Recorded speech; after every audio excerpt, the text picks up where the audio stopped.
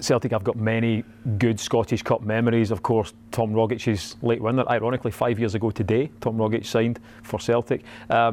Looking back though on your times as Celtic supporters, what are the big Scottish Cup memories that stand out? For me, at my age, it was centenary year. It was that famous Scottish Cup semi-final against Hearts, and then the McAvenny final against Dundee United. What ones stand out for you, Hugh? Well, I can go really a long way back. I can go back to '65, and I can go back to, you know, Celtic beating Dunfermline 3-2.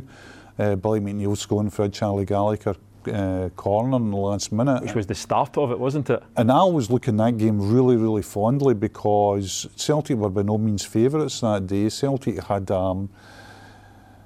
just been poor for such an awful long time.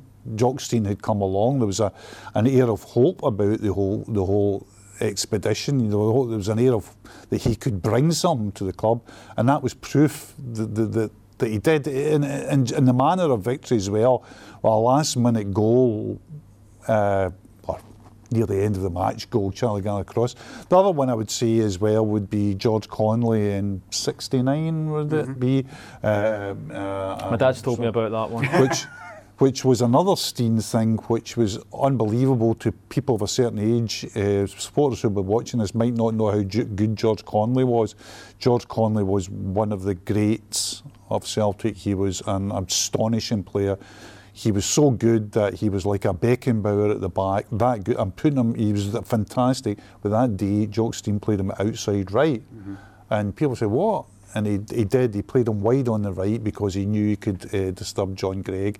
He knew his passing and crossing was so good. He knew his ball retention was so well that he could cause problems. And Celtic beat a really good Rangers team that day 4-0. So that's a memory for me as well. For yourself, Brian? Well, you mentioned the centenary seasons. I'll not do that. But the 80s was a period of that reinforced in my mind that Celtic win on sunny days, 88 and 89 cup finals. Finals were always sunny back then. And you beat rainy days, because I have memories of getting soaked in the Celtic game with no roof against Aberdeen and against Motherwell in a cup semi. However, one that really sticks in my mind is the feeling of it, because the only other time that I felt like this at a game with Seville was the '95 cup final. Yep. And just the desire that we've got to get a result here. And I remember thinking, if I'm feeling like this, I don't even know how the players can run onto the park, because of how I was feeling. I was struggling, you know, I'm 25 and I'm struggling to breathe standing watching this game. And the only time I felt like that at a game was in Seville, in terms of the nerves just getting to every part of your body. So 95 cup final, since you mentioned the centenary one, I'll pull out the 95 cup final. Van Hooydonk, the Tosh McKinley cross.